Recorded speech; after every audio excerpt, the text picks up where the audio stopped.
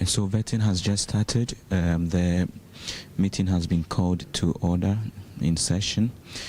There are two more of the justices of the Supreme Court who are going to be vetted today. The first is Justice Hafisata Amaleboba, who is also a Court of Appeal judge. She's taking her turn the first time. After her would have later in the day Justice Kweku Akabuafo. You know, one thing about these two nominated justices is that both of them have sat on some controversial cases in the past, and so the expectation is that some questionings in regards to some of their judgment and some of the cases they've sat on would be, featured during their vetting. And that of the first, who is the second of the two women appointed by the president, Justice Hafisata Amaleboba, for instance, she sat on the famous or controversial case Jan versus Jan, that popular case that involved Asamoah Jan and the wife, that divorce case. And so, if you would recall, there were a number of issues that came up, the judgment thereof, and some of the things that came up during that ruling. So it is expected. But the guests are seated. They've been here for some time now, and we waited until the members on the committee as well as the chairperson and the rankings came. We see the husband who is here, as well as family to support, and other members from the judiciary who are here to provide some support to the nominee who has been invited as of now to come take her seat, after which the oath will be administered by the clerk to the committee, and right after that the vetting would begin properly, or would commence. And just to bring you a brief profile of Justice Hafisata Amaleboba, she was appointed to the court the Court of Appeal in 2022, and before her tenure on the Court of Appeal, she served as a High Court judge, where she was involved in several high-profile cases, including 7 on the 3-member panel that presided over a famous coup plot case. So that is one that we know about her. We know that her areas of expertise include, family law as well as land law, and also alternative dispute resolution. And there she comes. In your shot, you see Justice Hafisata Amaleboba taking her seat, after which we have the oath administered, and the vetting would commence in due course. And so the clerk to the committee is aiding that process, after which would have her oath administered to her, or she would take the oath. And as a Christian, she's going to use the Bible to undertake that exercise. And so very soon we'll have the vetting commence here. After these two are vetted today, that'll be all, because there were 7 nominees in all. 5 have successfully undertaken their vetting. The remaining 2 are the ones we are dealing with today. And just as the standing orders of Parliament indicate in Order 217, especially when you look at 8, 11 and 12, after all of this is done, it means that the appointment committee would report then to Parliament within 3 days, and then suggest or recommend the approval of or otherwise of these nominees who have been vetted. We now cross over as the vetting begins. I will then proceed to call on the clerk to administer the oath.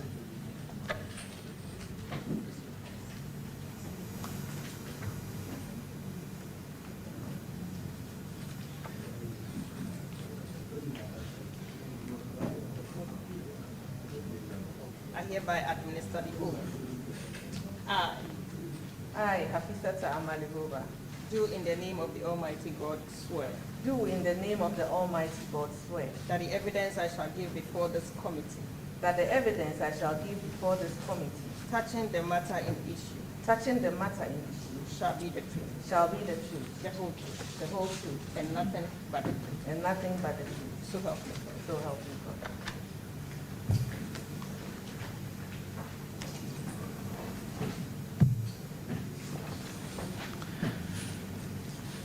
Thank you very much.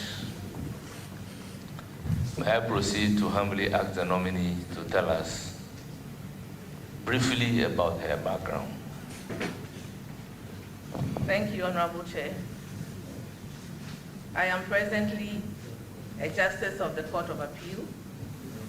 I sit on the procedural panel, but occasionally I sit in Accra. I started my education at the Jack and Jill School at Roman Ridge in Accra. Very briefly, from there I proceeded to Kotoka Primary School at Bemakam, where I wrote my common entrance examinations. Thereafter, I went to St. Rose's Secondary School, where I sat for my O-level and my A-level examinations. After my A-level examinations, I did my national service at Kanguni Junior Secondary School on the road to Elubo in the Western region. After that, I went to the Faculty of Law, University of Ghana, where I studied law. I also studied sociology and political science. After the University of Ghana, where I obtained an LLB degree, I proceeded to the law school, where I qualified as a lawyer and was called to the bar. After that, I went to the University of Ghana Faculty of Law for my national service as a tutorial or teaching assistant. After that, I went into private practice. I stayed in private practice for 15 years, a little over 15 years. While in private practice, I worked at Jaskin and Associates at the Kotoka International Airport in Accra. I then worked at Piazza Puedo and Company at Gulf House in Accra. Thereafter, I co-founded the law firm Amaleboba Consults, also in Accra. After about 15.5 years of private practice, I joined the bench as a High Court judge in 2014. I was in the High Court for 8 years, and then I was promoted to the Court of Appeal. After the Court of Appeal, I have now been nominated to come before this august committee to be approved as a Supreme Court judge. Thank you, Mr. Chair. Thank you, my lady, the nominee. I will then proceed without wasting my time to open the floor for questions to be posed to you, and you will provide answers to those questions. But kindly be brief in your answers. Very well, Mr. Chair. I will call on Bafo Ewa. You have the floor. Congratulations, my lady, and welcome to the committee. In Justice Samuel Kofi Dateba's book, Reflections on the Supreme Court of Ghana, June 2015, he identifies a problem with the empaneling at the Supreme Court and captures it as follows. The Chief Justice's power to empanel judges confers on him or her arguably the opportunity or potential to influence the outcome of particular cases. The Chief Justice's knowledge of an individual judge's track record on particular issues or his or her judicial inclinations on particular issues may give the Chief Justice this potential. This, rightly or wrongly, has attracted unfavorably, okay, let's end it there, that the knowledge of the Chief Justice about judges can influence, the empaneling. Do you agree with Justice Dateba? If so, why? If you don't, if so, why? Thank you, Honorable Chair. I believe that in the empaneling of judges, the Chief Justice performs an administrative function. Now, this administrative function is a function that has been given her by the Constitution. And I do not believe that it would or should influence the kind of decisions taken on the bench, because the Supreme Court justices of the bench are experienced, independent-minded jurists who should be able to take independent decisions. Thank you very much, Mr. Chair. Any follow-up? Thank you. I will proceed to recognize Honorable Buama, Junior Buama.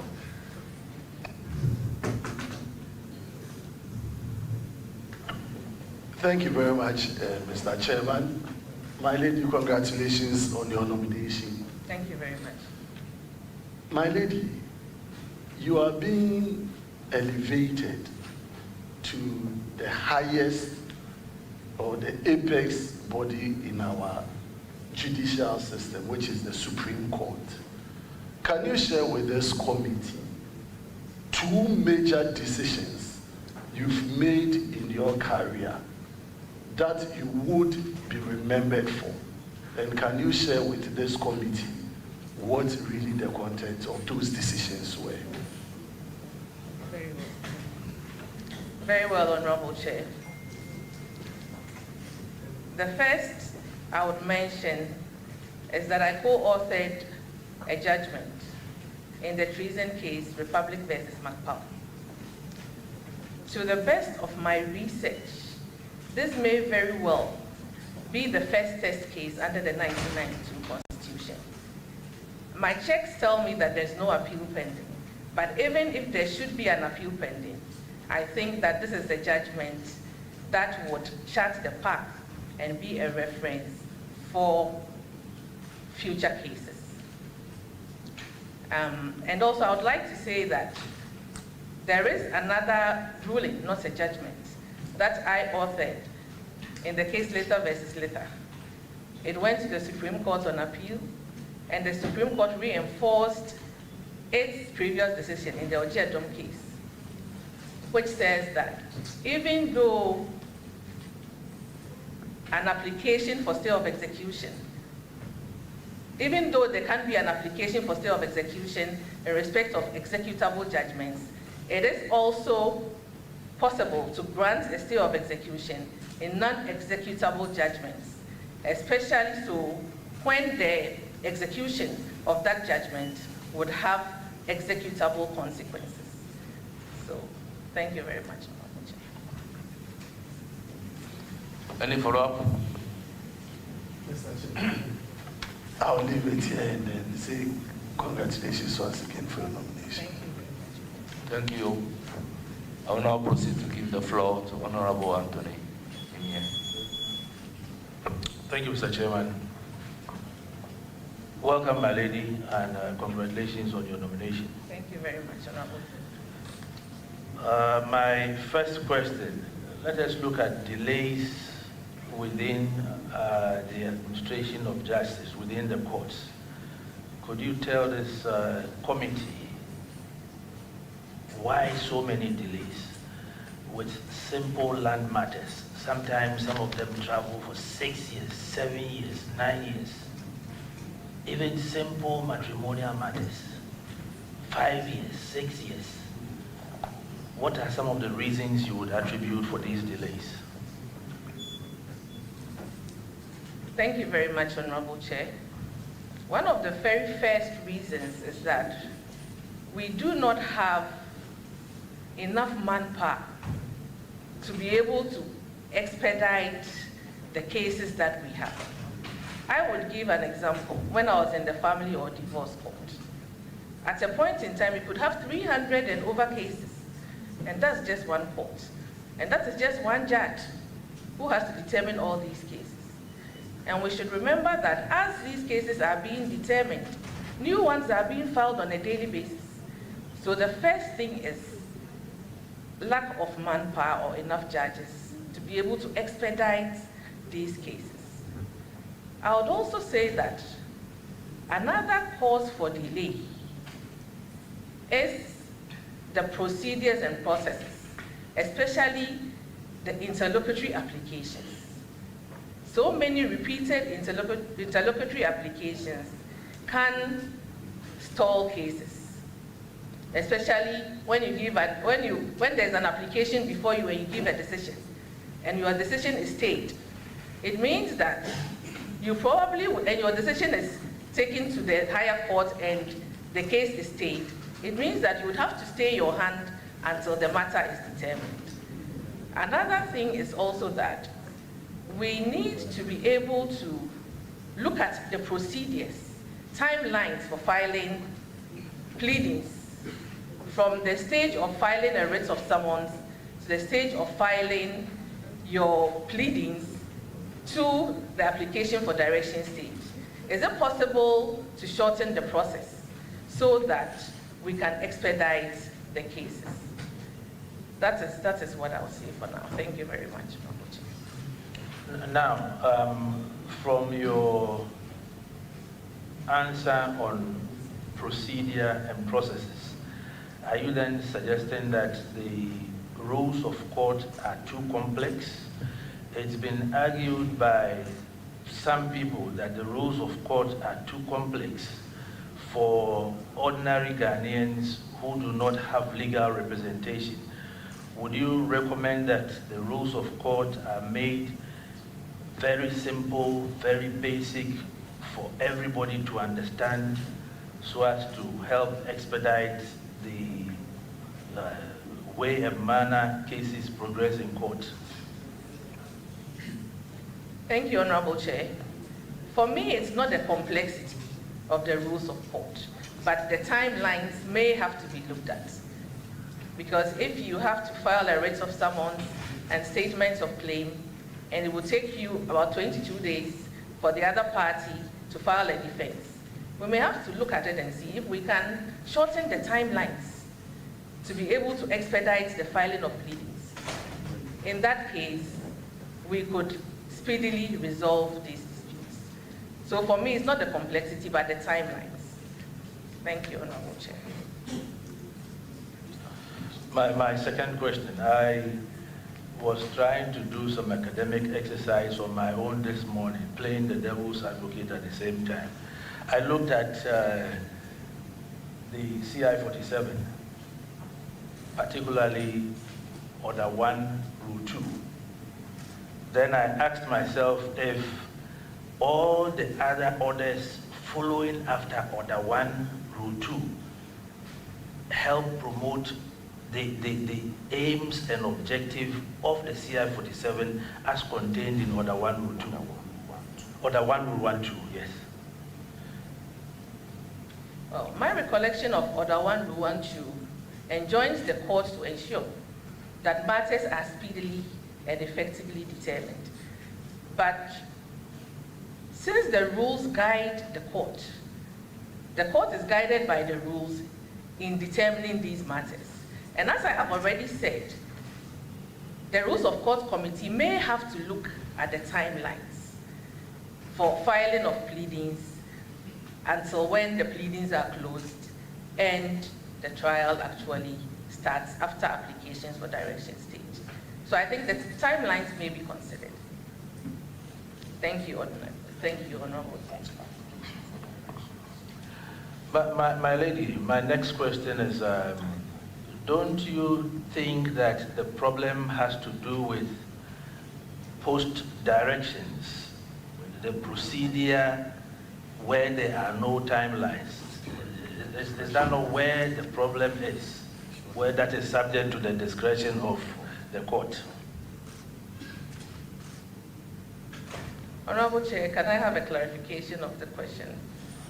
I don't think so. But what I'm saying is that after the application for direction stage, there are no clear timelines. Yes, as to when trial should commence. Is that not where the problem is?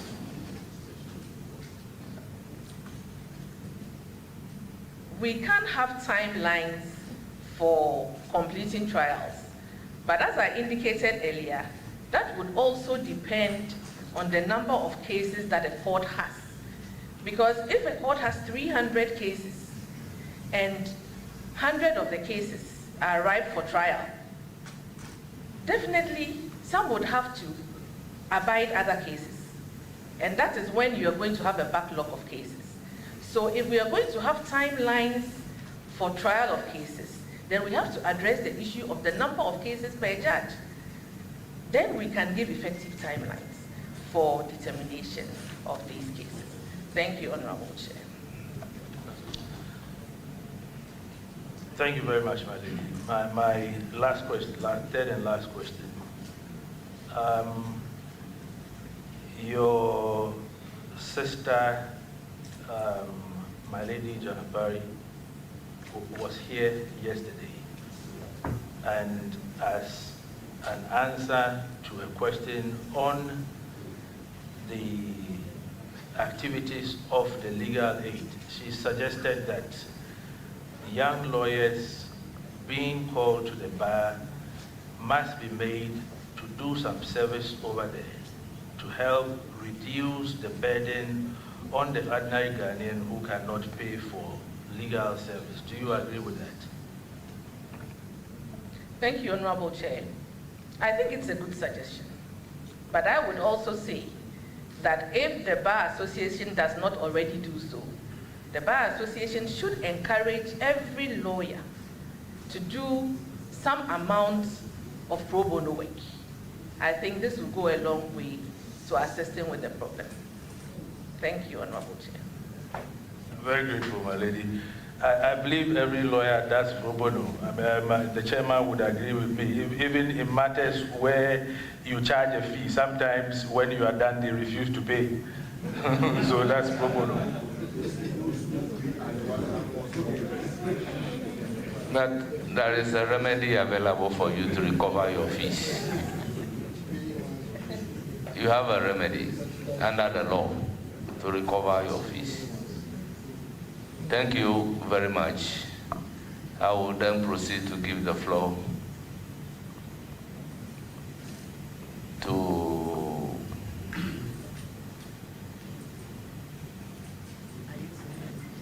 Alhaji Omar. Thank you, Chairman. Congratulations, my Lordship, Hafisata Amaleboba.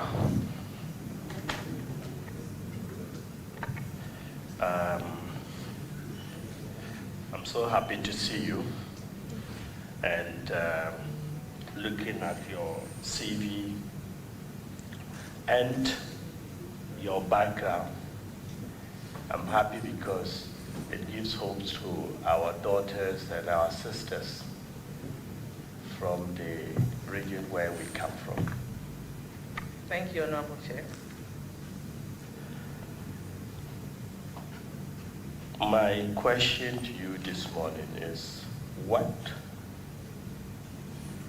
do you hope or want to be remembered for as a justice of the Supreme Court of Ghana? Thank you, Honorable Chair. I want to be remembered as a hard-working judge, one with integrity, an assiduous judge, and one who sets precedent that will stand the test of time. Thank you, Honorable Chair. Thank you. The second question, I want to find out from you your belief in the interpretation or the doctrine. Let me take one. I have some quote. The doctrine of separation of powers. Thank you, Honorable Chair. Now, the various arms of government, the executive, the judiciary, the legislature, are all independent. But they have to be interdependent as well to ensure that we have cohesive administration of governance. And so we would have a situation where Parliament would approve the budgets of the judiciary. And we have a situation where in the Supreme Court's exercise of its exclusive original jurisdiction, it can have oversight responsibility or review, what is called, informally called the judicial review powers of the Supreme Court, to determine whether Parliament or the executive are acting in accordance with the Constitution. So even though they are independent, they cannot be separate because we are running a governance system. And so they must work together to be cohesive. Thank you, Honorable Chair. Thank you, and I wish you well. Thank you very much. I'll give the floor to Elite Blim. Thank you, my lord, my lady. Langwane. Lanson. Great. I saw the name Amaleboba, so no, I'm not sure she's a Fafra. Yeah, thank you and congratulations. Thank you.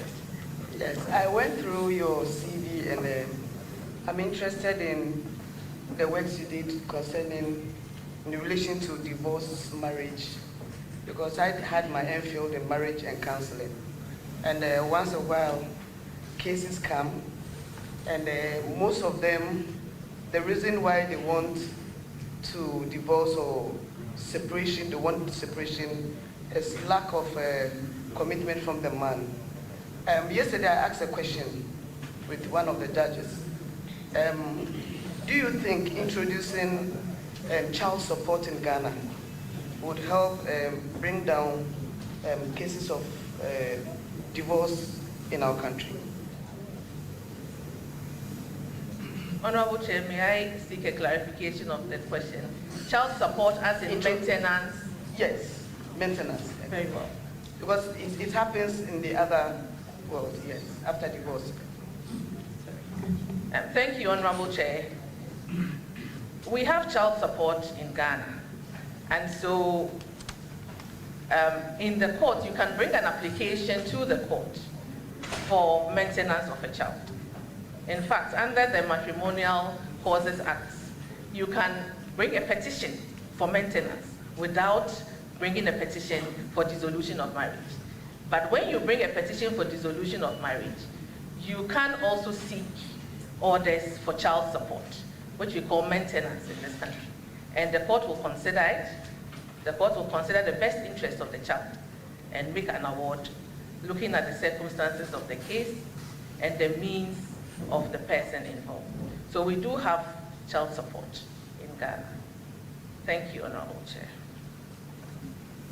Thank you, Mr. Chair. My second question, can you take us through the process of adoption in Ghana? Because once in a while, just as I said, I have issues coming up where couples have been married for some time now and there are no issues, and they don't know the process of getting adoption in Ghana especially. So, Honorable Akurugu, you don't want the bar to prosper. The bar must prosper. My lady, you may proceed to answer. Thank you very much, Honorable Chair. The process of adoption starts from the Social Welfare Department. First of all, you must contact the Social Welfare Department, and then they would assess your needs, the kind of child you want, and then see if they have children available, and they would make the necessary recommendation. Now, when the application is brought to the court would look at the application, the court would look at the circumstances of the child and decide whether it is in the best interest of the child that the adoption be granted. But now we have a central adoption agency, just so that adoptions can be streamlined to meet international standards. And so the central adoption agency, which ordinarily is under the supervision of the ministry, would ordinarily approve for you to adopt the child, and then you bring an application to the court, and the court would look at the application and decide. The fact that the Central Adoption Agency has approved does not necessarily mean that the court would approve. The court, if it approves, will grant the application for adoption. That's for it, Mr. Chair. Congratulations once again. Thank you very much. Wishing you all the best. Thank you. Well, I proceed to recognize Honorable Tambuli.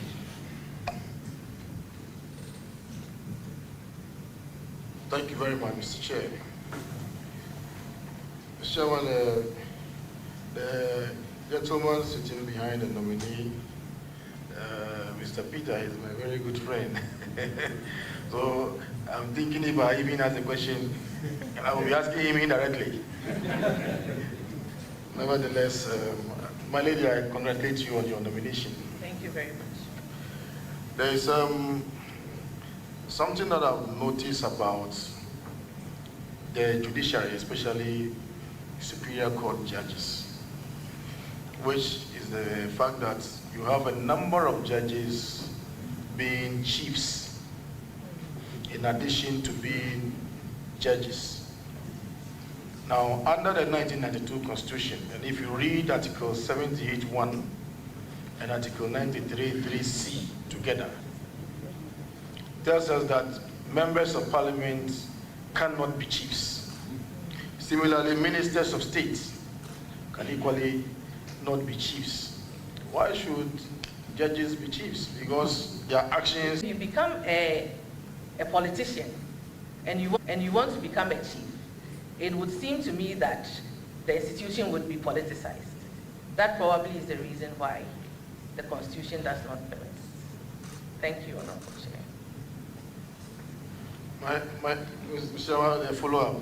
My lady, will your answer be different if you find instances where chiefs who are also judges meet political heads, candidates, and they start talking, yes, we are with you, we'll make sure you win, and so on and so forth.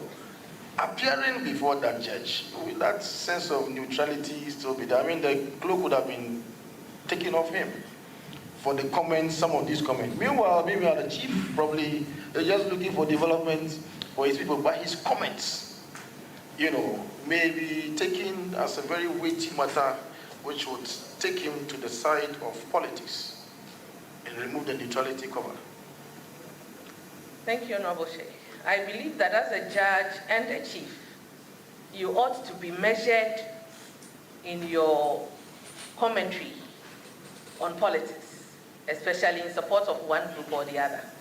So I believe that the judges are able, or should be able, to be measured in their language. Thank you very much. It's now the turn of Honorable Hajala Diayamba.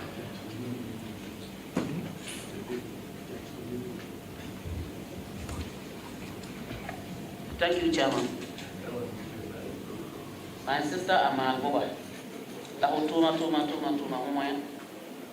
Well done, you've done well. Thank you very much.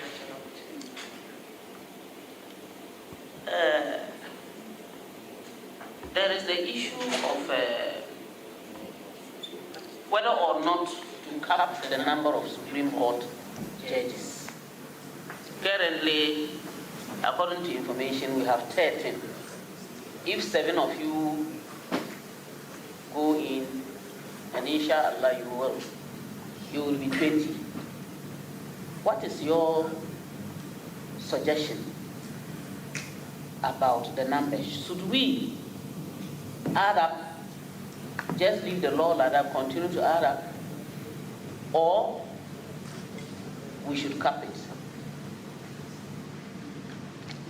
Thank you, Honorable Chair. I believe in capping the number of Supreme Court judges, but I believe that we should not hasten to do so until we have resolved the issues that confront the Supreme Court, which require that the numbers be increased. Because if we cap it and there's a justification for an increase, it would mean that we would subject our Constitution to constant amendments, and that will not be desirable. But if we are able to solve the problems at the Supreme Court, the backlogs, the various jurisdictions that it has, then we would have a fair idea of how many cases on a year-by-year basis would go to the Supreme Court. And then we can have enough reason or basis to cap the numbers. Thank you, Honorable Chair. Chairman, my second question. My second question has to do with the establishment of regional tribunals, and that is Article 142 of our Constitution. And when you look at it, the membership shall consist of the Chief Justice, one chairman, and such members who may or may not be lawyers. Do you subscribe to our having regional tribunals? And if the Chief Justice is supposed to be part of the panel there or the team there that is going to work, how do we get enough of such people at any given time so that it shouldn't be like, oh, the Chief Justice hasn't come, so we do not know what to do. Let us postpone the case, let us hold on, and maybe when she's ready or when he's ready, then the case will be heard, where our cases will be prolonged. Thank you very much, Honorable Chair. I do not know the policy rationale for why the tribunals, the regional tribunals, were abolished, so to speak, or were subsumed into the regular court system. But it still remains part of our law. And the law says that it is the duty of the Chief Justice to establish regional tribunals, and the duty of Parliament to prescribe exactly what their jurisdiction should be in respect of state matters and public interest matters. And so, insofar as the regional tribunals still remain part of our laws, I do not have any aversion to regional tribunals. I would also like to say that the Chief Justice is a judge of every court in Ghana. The Chief Justice is the first judge of every court in Ghana, but she does not sit when it's empaneled, even though she can decide to sit. So ordinarily, a 3-member tribunal doing its work would not require the presence of the Chief Justice to sit. Thank you, Honorable Chair. Thank you, Chairman. I'm most grateful. I wish you all the best. Thank you very much. Thank you. I'll give the floor to Honorable Bid Sidin Awandazuma. Thank you very much, Honorable Chairman. Your leadership, congratulations for the nomination. Thank you very much, Honorable Chair. And let me tell you that we, the Upper Westerners, we are very proud of you. Thank you. I made this statement when His Lordship Sulbare appeared before us, and I indicated that we are happy to have 2 Supreme Court judges coming from the Upper West region, because you will be approved. And we are further proud of you because we have the first lady Chief Justice also coming from Upper West. We hope that in course of time, our colleagues in the other northern regions will also benefit from this exercise. Anyway, ordinarily, I should not be asking you any questions, but I'll just ask you one question. But even before the question, some small comment. You are a Christian, but it's surprising that your first name appears to be a Muslim name. I'm curious about that. I will not expect any response from you, but it is interesting that you are a Christian and yet you have a Muslim name. I believe that the second name is your husband's name, and your husband must be one of our playmates.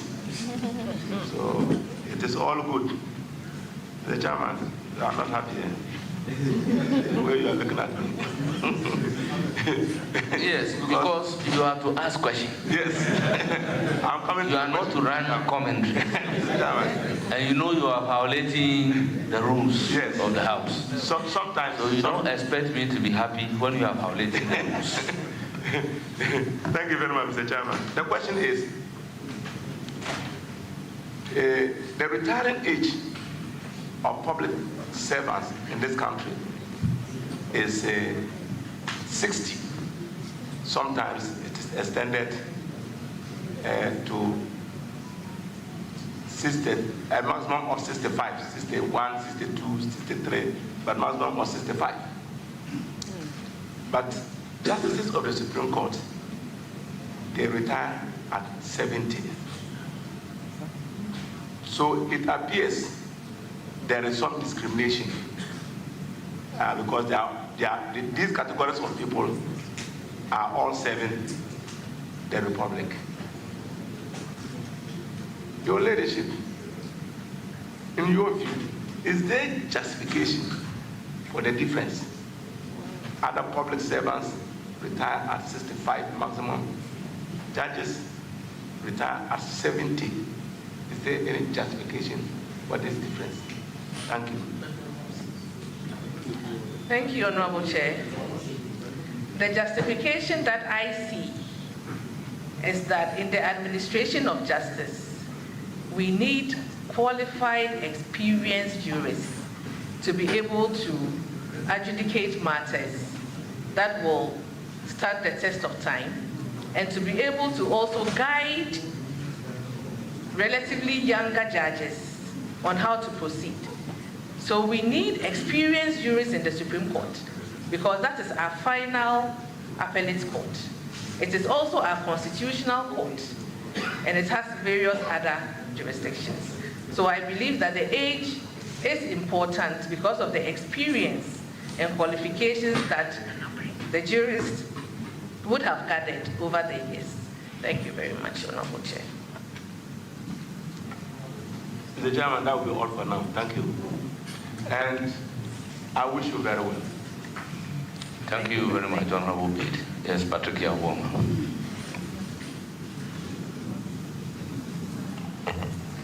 Thank you, Chairman. Congratulations, my lady. Thank you. My lady, I've gone to your CV and I've realized that you've chaired quite a number of committees aimed at reforming the judiciary or the judicial service. Committee to investigate allegations of procurement of fraudulent divorce certificates and other court documents, 2023. Committee for setting up attestation units in other regions and for digitalization of the said units, 2023. Committee for implementation of recommendations made by the committee to investigate allegations of procurement of fraudulent divorce certificates and other documents, 2024 to date, and a host of other committees. I would want to know from you how the implementation process has gone on with regards to some of these committees that you've chaired, and remedies they seek to achieve in advancing our judicial process and also promoting the integrity of the courts. Thank you. Thank you very much, Honorable Chair. In respect of the procurement of fraudulent documents, and the attestation units. These two are linked. So it is the aim of the Judicial Service to ensure that people do not procure fraudulent divorce certificates and documents and parade them as coming from within the Judicial Service. So what has happened so far is that we intend to start a process. We are just at the implementation stage. We intend to start a process of ensuring that divorce certificates have special features, and that special seals are given to judges, and also electronic signatures are used for these documents. We also intend to ensure that each certificate would have a barcode, so that if you have a smartphone, you can scan the code, and that will tell you whether or not the certificate or the document is coming from within the Judicial Service. Now, with the attestation units, we are yet to start work on the attestation units. And the intention is to digitalize the attestation units to ensure that all attestations are done through a system electronically, so that we take out the manual attestations, which can be forged by people outside of the service. But if we have all of them passing through the system, then it's easy to track and ensure that we don't have forged documents out there. But with the attestation unit, what has started happening is that if you take a document to the attestation unit for attestation, your ID card would be taken and a photocopy would be made of it. Now, and documented, if it is realized that the document is a forged document, you will be reported to the police and you will be arrested. So that is how we have started working in respect of these committees. Thank you very much. Chair, and a follow-up, and are you receiving the needed funding to ensure the actualization of this project, and from where? We have not yet requested for the funding. For now, the attestation unit is using the resources it has at its disposal to ensure that this is done. But we will get to that stage where all of the various departments involved will come together, the budgets will be drawn, and then the necessary things will be done. Thank you very much. When I go to my second question, my lady, after this question, I will let you advise those of us around the table. We politicians, those of us here, we tend to play politics with a lot of things. When it comes to the appointment of judges, independent constitutional officers, we talk a lot. You read our Hansard, the debate, so partisan in nature. In 2022, you got the opportunity to be nominated to sit on the Court of Appeal.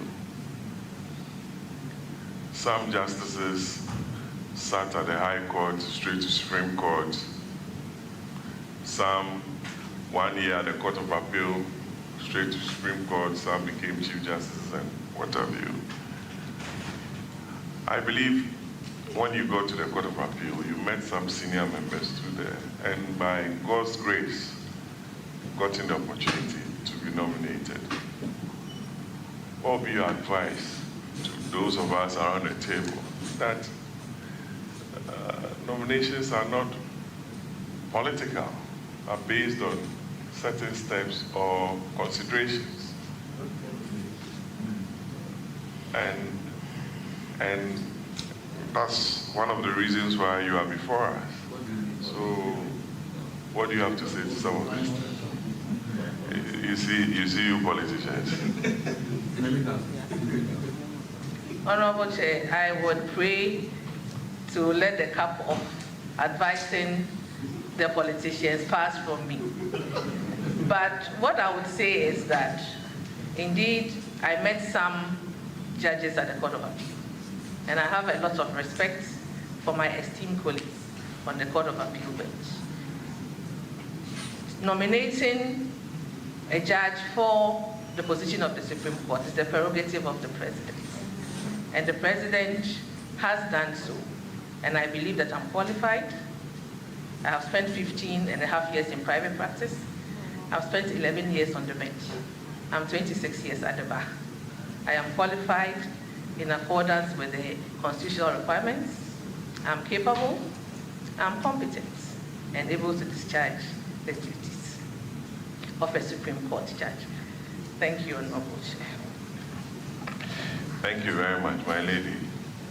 And I know you distinguish yourself and put to rest some of the debates some of our colleagues wage. My lady, can we look at the rules of fair trial, I think Article 19.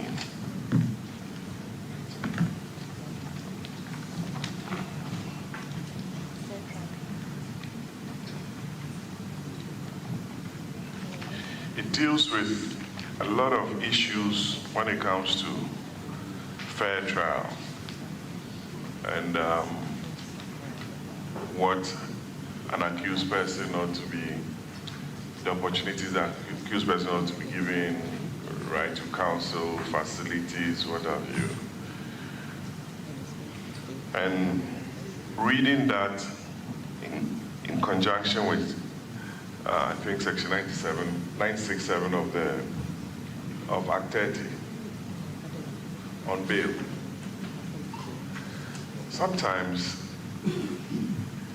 bail conditions are a bit too onerous that a layperson can easily say that this will amount to being denying the person bail or it amounting to punishing the accused person. It's a discretion given the judge, given the circumstances or the facts before the judge. How would you explain some of these factors to the listening public as to what goes into the grant or some of the bail conditions that you give to accused persons, in order not for the public to think the accused person is being punished or being denied bail? Because I recall some comments by the late Justice Badegbe that some of the conditions may amount to punishing the accused person. I want to hear your thoughts on the rules of fair trial and bail conditions, which some of us deem too onerous in our opinions. Thank you. Thank you very much, Honorable Chair. Well, the position of the law is that all offenses now are bailable. And if an accused person is granted bail conditions, which he or she deems are onerous, you have the liberty to apply for a variation of your bail conditions. And if you find a stumbling block in that court, you can appeal against those conditions. Because the aim of the conditions is not to punish the person, but to ensure that you will make yourself available for trial. And that at the end of the day, if you should abscond, the sureties who have signed your bond would be able to meet whatever conditions are required of them. And so it is not supposed to be a punishment. So if you are unable to secure bail or the conditions are onerous, you either apply for a variation or you appeal so that the appellate court can take another look at it. Thank you very much, Honorable Chair. Thank you, my lady. It will surprise you that you appear before a judge and the mood of the judge will be that, oh, yes, I've refused your application, you can go up. straight away. And without considering the merit of the application, so okay, I've read and I'm refusing, you can go out. And you can easily tell from the court that the person wasn't minded to even listen to you or take into account the conditions that the judge was setting. And it becomes problematic because I was in court one day, the accused person had served his term, it was left with only 3 months, and the lawyer was making an application for for a variation of a certain order that the judge had made. So I'm refusing it. You can go on appeal. The person was left with only 3 months, and it was within the judge's remit to consider the application before her. And it became some banter between the lawyer and the judge in open court. And those are some of the things that I believe that when you go for training, you can look into some of this. The temperament at the bench sometimes makes lawyers exchange, for want of a better word. Thank you very much, my lady. Thank you very much, Honorable Chair. I believe that the JTI would take that into consideration and ensure that the appropriate training is done. Thank you. My lady, on that note, I wish you the very best. God bless you.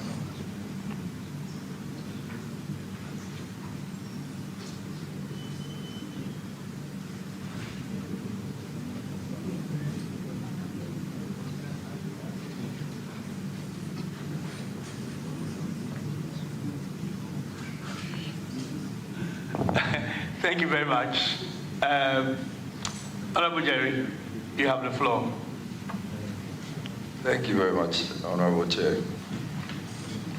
Honorable nominee, congratulations on your welcome. Lady, you've been in this practice for 26 years,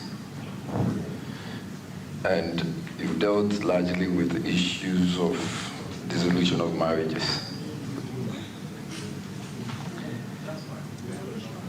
Lady, family law cases increasingly involve complex constitutional questions regarding gender equality, children's rights, and traditional versus modern family structures.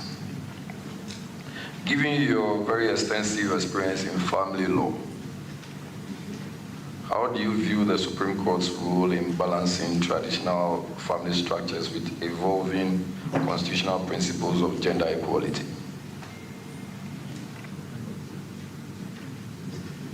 Honorable Chair, can the question be clarified?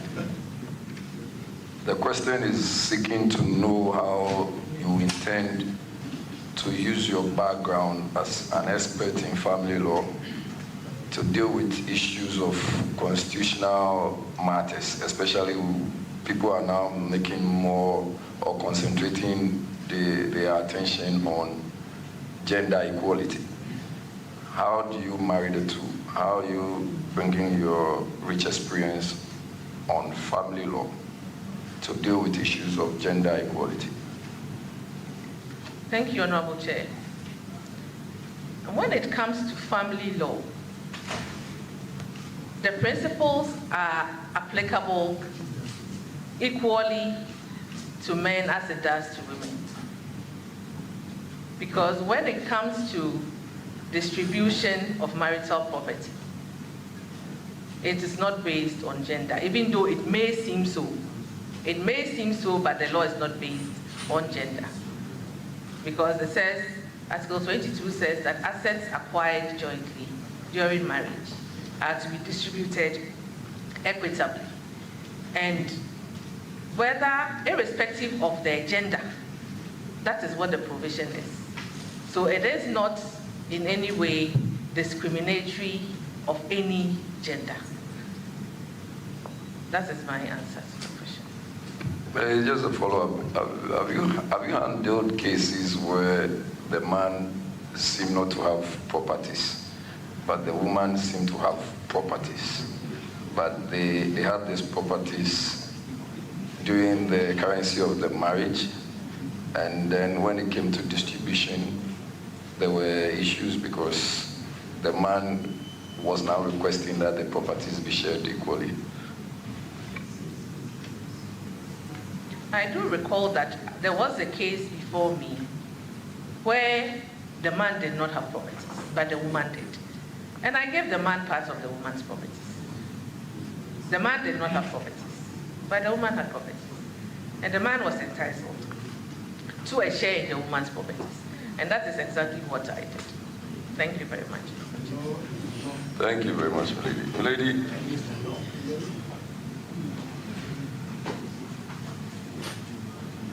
The Supreme Court frequently addresses cases involving children's welfare that require balancing parental rights, state intervention, and the best interest of the child. Lady, how can the Supreme Court interpret constitutional provisions regarding children's rights when they conflict with this parental authority or cultural practices? Thank you, Honorable Chair. The law is clear that in every matter affecting children, the welfare of the child is the court's primary consideration. So in all matters affecting children, it is the welfare of the child that is the primary consideration. So that is what the law says, and that is what is applied in the courts. Thank you, Honorable Chair. Lady, have you had the occasion of dealing with a matter that the welfare of the child, although very key, the Constitution perhaps also had a position, and therefore you felt a bit conflicted, especially as a mother? Can I have a clarification of the constitutional conflict? I'm not too clear on the conflicts. Thank you. Well, maybe there was a set, like you just gave a response, and then there was the basis for you to proceed to say that, well, the law is the law, and so I need to proceed to give a judgment or make a decision or a determination based on the law. But you also felt that at this point in time, maybe you could have considered the child's welfare more, but it still conflicted with the law, and therefore you proceeded to deal with the matter the way you had to deal with based on the law.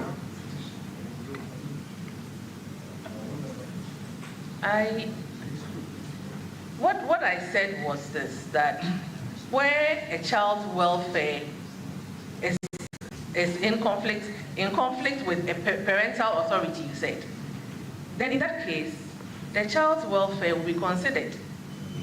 Because in considering the child's welfare, you must find out whether or not what the parent seeks to, the authority the parent seeks to exercise, is in conflict with the rights of the child. And if it is in conflict with the rights of the child, then you need to prioritize the welfare of the child. That was what my explanation was. Well, I think it's well understood. Lady, this will be my last question, is how do you envision the Supreme Court's role in developing constitutional standards for ADR, alternative dispute resolution mechanism?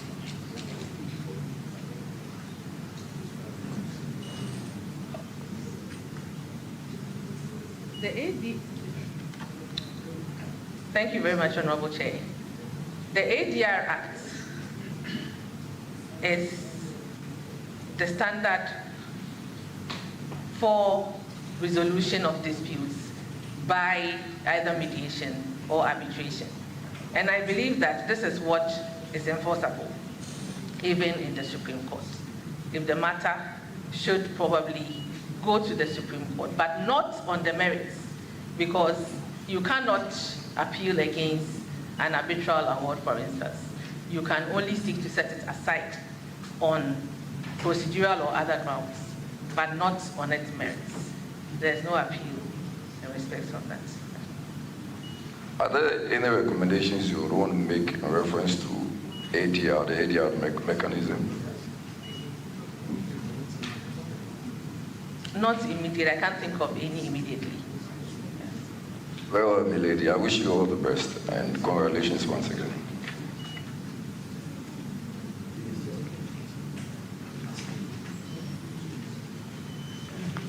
You're done, Honorable Chair. All right, I will now call on Honorable Lefiamapo. You have the floor, Chief Whip.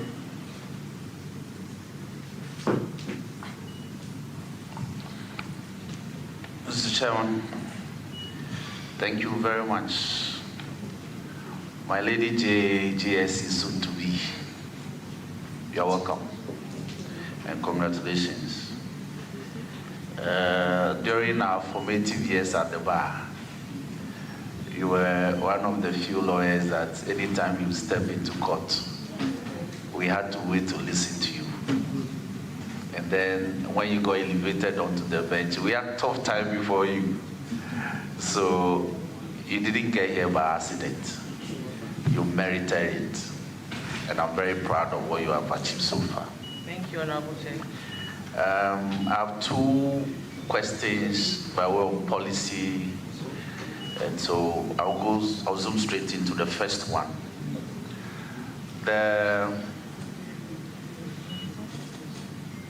One of the jurisdictions of the Supreme Court, by way of appellate jurisdiction, is to hear matters emanating from the National House of Chiefs when an aggrieved party, after exhausting the procedure, then proceeds to the Supreme Court. Now, in Articles 270,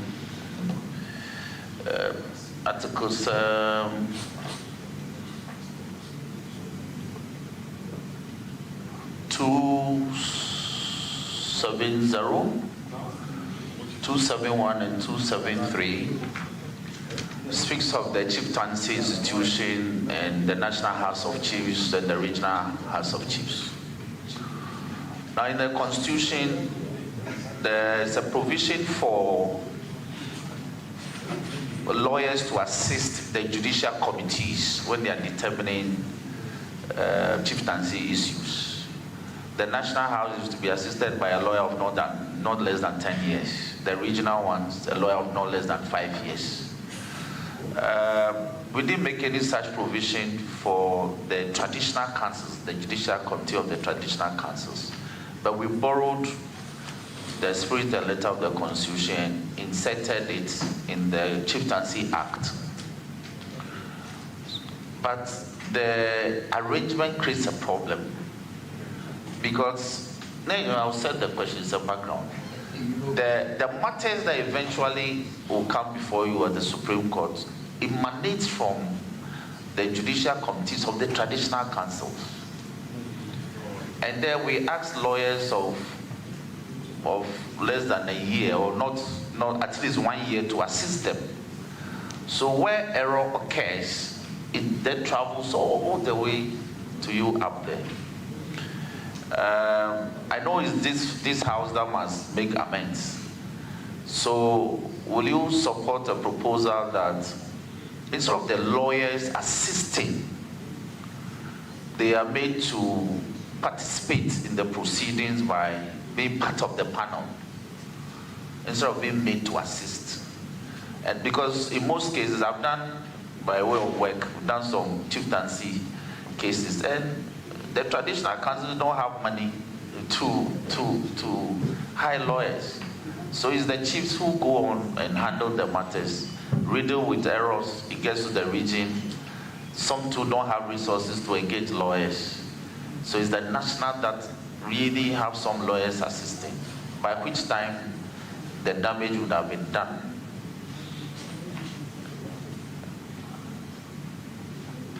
Thank you, Honorable Chair. I believe it's a laudable suggestion and one that I would support. And invariably, it would also reduce the workload at the Supreme Court. Thank you very much. Great. My other concern is in respect of the matters containing Article 153 and 154, the Judicial Council. Sorry, leader. Is this a follow-up or is it a new question?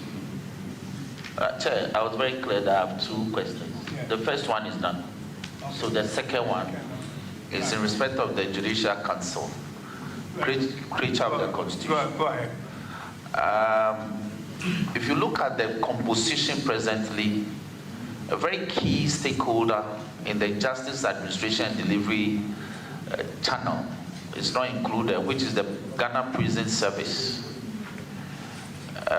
Again, would you support the proposition that we should have a representation of the Ghana Prison Service as part of the constitutional amendments represented on the Judicial Council? Thank you very much, Honorable Chair. Especially in view of your functions, in view of the functions that the Judicial Council performs. Thank you very much, Honorable Chair. I believe it's a good proposal because it would seem to me that the prison service is an important stakeholder in the administration of justice. Thank you. Chairman, thank you. Let me once more congratulate you, and we wish you all the best. And we'll look forward to appearing before you in the future. Thank you very much. Congratulations. Thank you very much. It's the turn of Honorable Patricia PJ. You are Deputy Ranking. You are on the floor.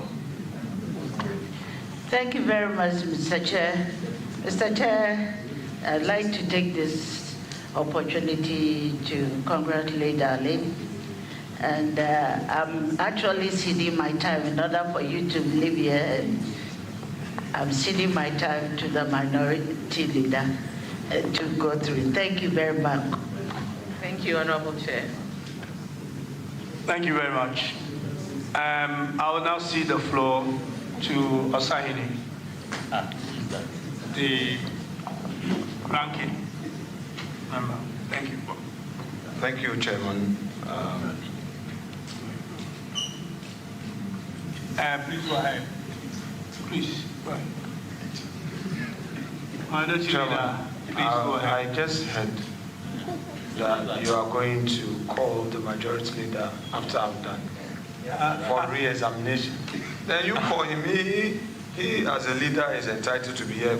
Call him. The practice and the protocols which he knows is that I'm the last. I'm your ranking. I'm the last to ask.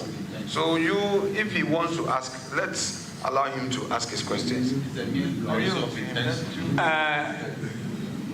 Honorable Ranking Member, at the moment, I am the chairman of this committee, and I'm the last person to speak. So I indicate who speaks next. You are on the floor. Thank you.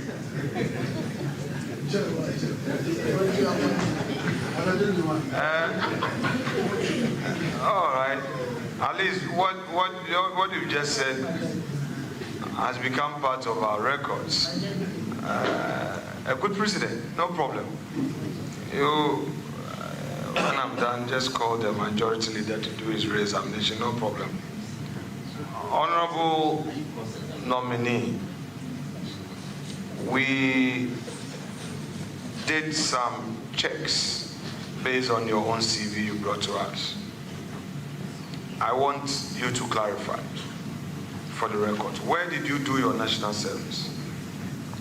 I did my national service after A level at Kangbili JSS, Kangbili Junior Secondary School, in the Western region. Very well. My lady, please, in your time after doing your national service, are you issued a certificate during those periods? Were you being issued with certificates? I did not get a certificate. I did not get a certificate when I finished. I am sure I could have applied for a certificate, but I did not get a certificate. Yes.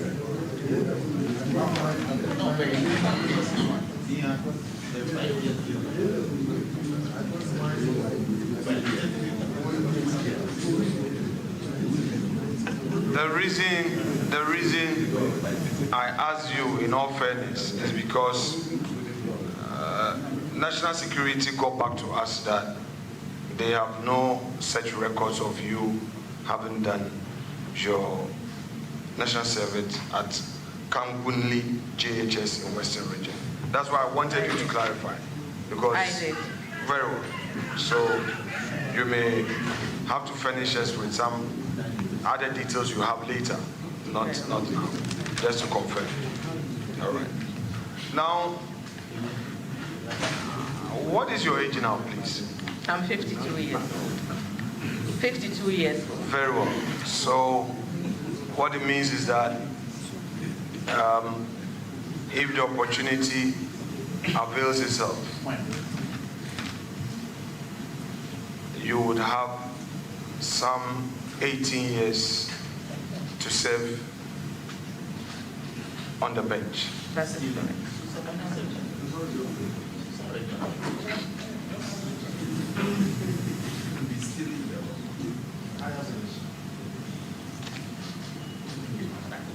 My lady, I intend to take your thoughts on Articles 286 and 287 of the Constitution. I would preamble what I'm going to say with recent decisions of His Excellency the President regarding imposition of salary fines on ministers and appointees who fail to declare their assets. I shall also want to know your mind on the exclusive role of SHRAJ in investigating breaches of asset declaration obligations. That said, as a background, I proceed to ask you, one, in your view, do you think that the President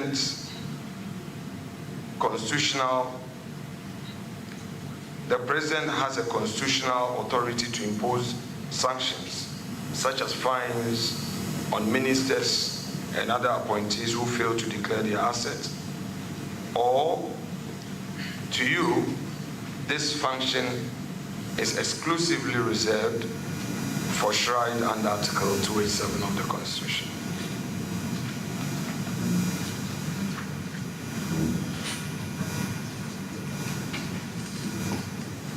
I believe that the Office of the President has decided to put in place some administrative procedures. And I do not see that there is a conflict with the duties of SHRAJ. Because if a public officer is reported to SHRAJ as having contravened the law on filing of the necessary documents or declaring assets, SHRAJ would also be entitled to take its necessary action. So I do not think that there is a conflict between the two. My lady, that said, let's stay a bit on what you describe as the administrative decision. So that is at the heart of my question. Are you therefore suggesting that in spite of that constitutional mandate given to SHRAJ to investigate and make appropriate orders or recommendations, sanctions, etc., administratively, the President, in the exercise of his executive functions, can also impose sanctions, fines, as is the case? Honorable Chair, I would like the question to be repeated.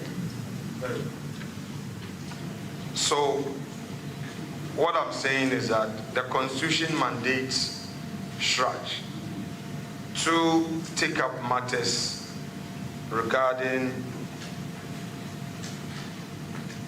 breaches of the Constitution in the manner that I've already given a background to. And I'm giving you an example of asset declaration. Failure to failure to declare your assets. I am referring to the recent administrative directive by the President to sanction those breaches by way of a fine. In that context, I want to pick your thoughts on whether or not administratively His Excellency can usurp such powers to impose administrative fines as part of his executive powers. Thank you, Honorable Chair. I do not think that it's a usurpation of powers. That is my position. Very well. But administratively, Chairman, this strategy by the majority that they have their time, when it gets to my time, then I have follow-up. Anyway, I will yield to you. If you, Chairman, would want to allow these things, no problem. Follow up. And you think that you'll be distracting me. I don't. Honourable members, I believe everybody must be treated equally, particularly the leaders. There are instances where the minority leader called for a follow-up question and has been granted the floor to ask a follow-up question. In all the vetting that we've carried out, the record can bear me out. So if the majority leader wants a follow-up question, I think it is in good faith that we ask him to do a follow-up question. Please, Majority Leader, you have the floor. Well, this being the first time I'm speaking, let me join colleagues to congratulate my 1 year Mr. Chairman, let's be careful what we are doing. It's not good for democracy. If it's a follow-up, let me congratulate my 1 year. If it's a follow-up, you should go straight to the Chairman. Don't be doing these things. So it may be politically convenient for you, but tomorrow it will hit us as a parliament. I can just understand the minority leader this afternoon, because if the person going to ask the follow-up question is now talking to the nominee for the first time, what is wrong? But he would have the opportunity to ask his own substantive questions. So he's already indicated to the deputy chair that he will take his turn after me. Please, let us not set a bad precedent. This is not the first time we are doing vetting. Let's stop this. You are the majority. You may not want to delve deeper. Allow us to do our work. What is happening is not good, Mr. Chairman. When we talk, it's like we are sharing your power. Let's stop it. It's not good for the country. It's not good for our image as parliament. And I protest. He says he's going to have his turn. Honourable members, I do not think any rules of the House has been flouted. So I'll proceed to give the floor to the Majority Leader. Majority Leader, you have the floor. Thank you very much. Let me join some colleagues to congratulate my 1 year senior at the bar on your nomination to the Supreme Court. By way of follow-up question to what he has done, if a president appoints ministers and public officers and directs all of them to file their asset declaration forms with the Auditor General, and then further directs that when they have filed, they should send him the receipt Because when you file with the Auditor General, they issue with a receipt. And he further directs that when you file, forward a copy of the receipt to me so that I see that you have actually filed. If you don't send me a copy of the receipt, I will sanction you. If the president sanctions his appointees for not forwarding copies of the receipts to him, how is that, in your opinion, a usurpation of the functions of the Human Rights Commission? Honorable nominee, you have the floor. Honorable Chair, it is to me not a usurpation of the functions, and I have said so. Thank you. Yes, Honorable Minority Leader, you may proceed. Honorable nominee, now let me be very specific and pick your thoughts. General sanctions imposed by the president against his appointees for some stated misconduct, in my view, may be within his general powers as an executive president. However, my question to you is, would the president be acting within his constitutional powers, having in mind Article 287 of the Constitution, if he imposes salary fines on his appointees for failure to declare their assets, to impose salary fines?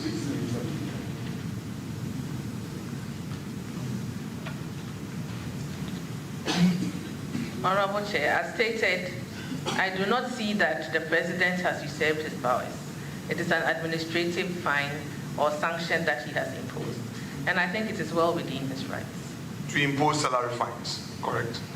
I mean salary fines. That was your general. I'm referring to the salary fines, the imposition of salary fines. That is the one I'm talking about. As for the general issue of not usurping the powers of Shraj, I've understood you, that he has the powers to administratively sanction. But I'm saying specifically on imposition of salary fines, your thought on that?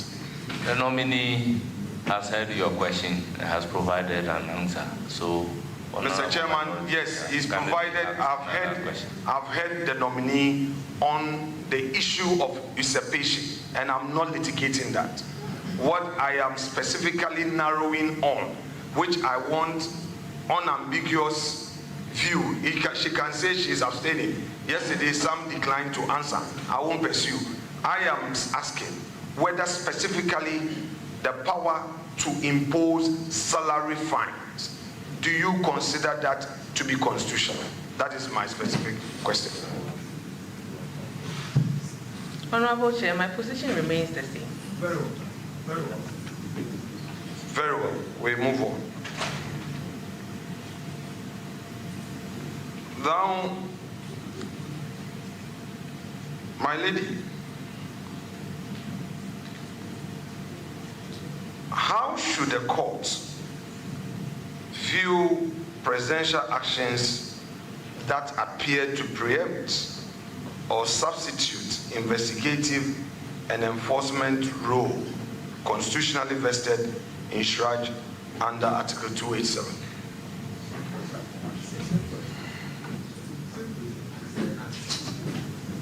Can the question be clarified? My lady, by way of clarification, and I will repeat the question and break it down so that I assist with some example to help.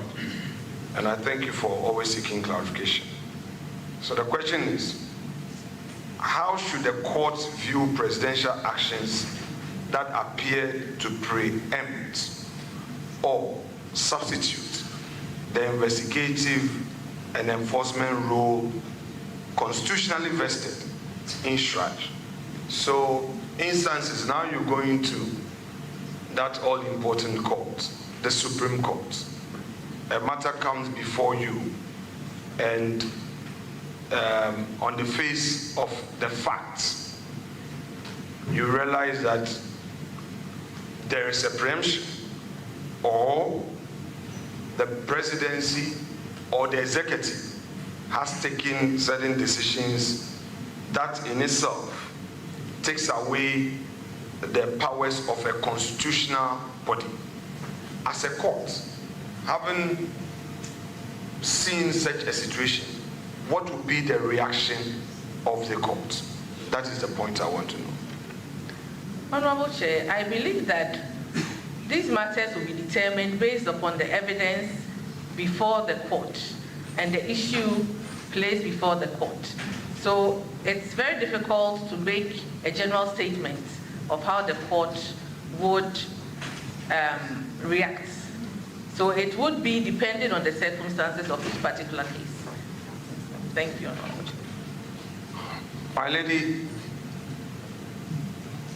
will the courts readily and boldly intervene upon clear breaches in such circumstances based on the facts? If the court should come to a conclusion that there is a clear breach, then I believe and presume that the court would act. If the court should come to that conclusion, then the court would take an action. Very well. Let's deal with a bit of rule of law and accountability. In your view, what do you think would be the accompanying risk of allowing a certain president to set the punishment for non-declaration of assets, particularly in the absence of an independent investigation or an independent body constituted for that purpose? What do you think are the constitutional risks? Honorable Minority Leader, is it not the same question that you are coming back to ask? Same question has been asked and answers provided. So for me, it is the same question that you are rephrasing. So, may I answer? You may ask another question, please. Chairman, if you want to find a way to stop this vetting, I will yield to you. Stop what you are doing. The whole country is watching you. Stop what you are doing. Stop what you are doing. If you want us to fold up, I'm not here to debate with you. I'll fold, discharge her, let us go. If that's what you want to achieve, I've seen it all. This drama, but whatever precedent, if not 4 years, 12 years, 20 years, it will come back and haunt this house. No problem. If you are strategically planning that a Supreme Court nominee should not go through this thing, so be it. But this question is not out of order. I am putting a question. Please pay attention to my question. Pay attention to my question. Pay attention to the question I'm asking. I'm not asking the same question. I've done research, I've worked overnight. I left this parliament, my office at 12 a.m. Go back here at 6. I know what I am asking. I'm not saying the same thing. For the avoidance of doubt, I repeat my question. What are the constitutional risks? I have a short response to Please respond. Said. The public is not only watching me, it's watching all of us. And the jury will be out there. I cannot be intimidated by you. I'm a man with indomitable spirit. I still rule that a question has been asked. The nominee will not answer this question again. Pose another question. Honorable nominee,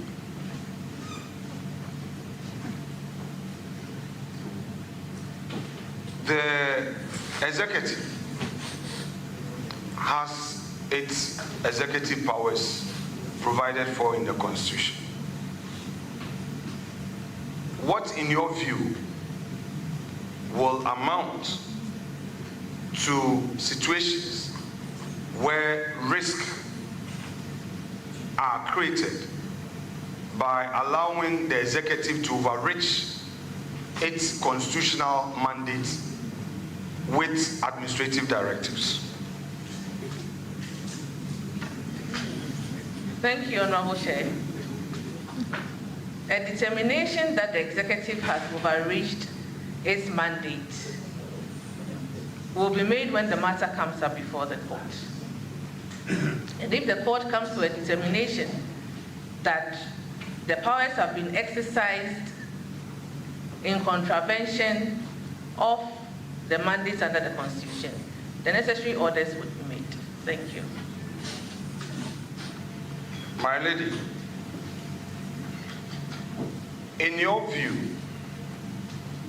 if you are confronted with a requirement to use administrative directive of convenience to solve a problem that emanates from a constitutional breach and a requirement for due process to resolve, say, what will be your option?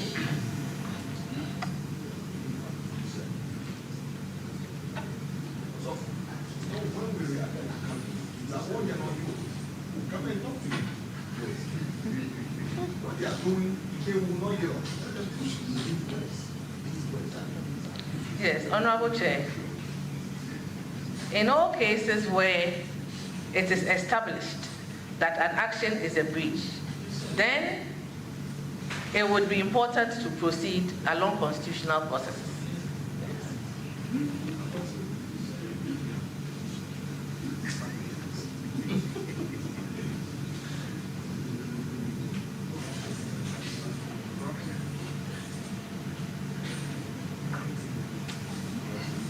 Now, let's delve a bit into the nature of asset declaration and obligations thereto.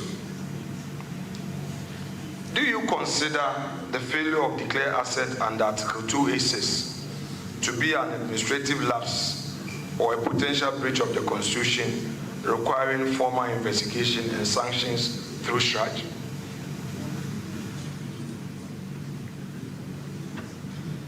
Honorable Chair, I believe that SHRAJ has its procedures for determination of sanctions in respect of breaches of declaring assets. So I believe that whatever it deems appropriate, that is the procedure that will be applied. Thank you. Very well. But do you think that under Article 286, let's go to Article 286. It's important we delve a bit into this. First of all, have the opportunity to read. I'll give you the opportunity to go through 286. Then, when you're ready, I can ask the relevant question.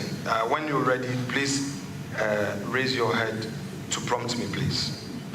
We can proceed. We can proceed, Honorable Chair. My lady, upon full reading of 286, what conclusions do you come there to?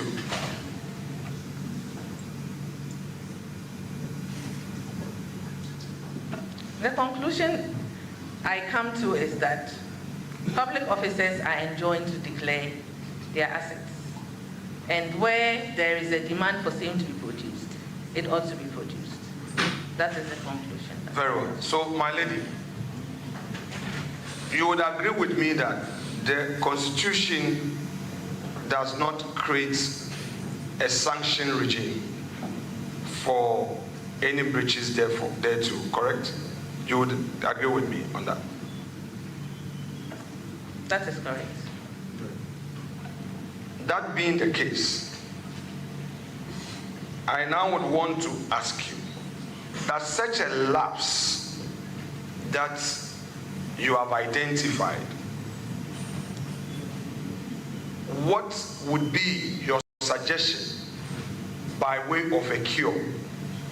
Do you suggest, are you of the school of thought that holds a view that in the absence of a clear sanction regime, this should be cured through an administrative directive, or it should be through the Constitution itself.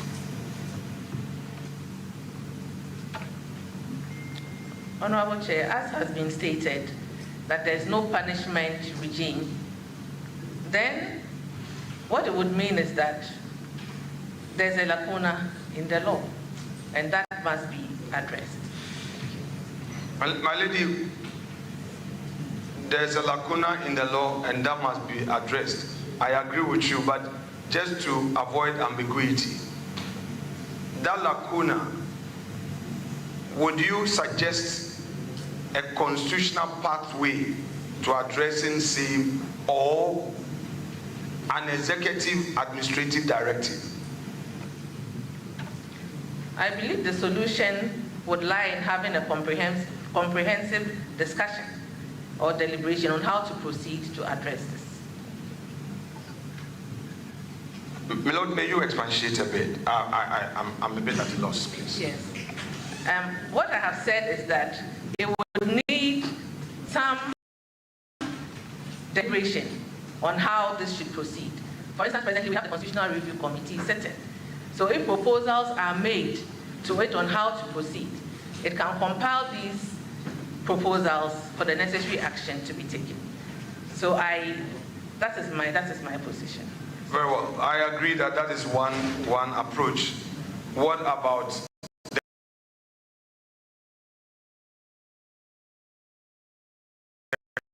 court itself taking the matter up to provide the guideline? Would you think that option also suffices? That option can only be considered when the matter is before the court. Obviously. And so the matter comes before the court. One cannot say whether it will be a case where constitutional interpretation address this lacuna. So until the matter comes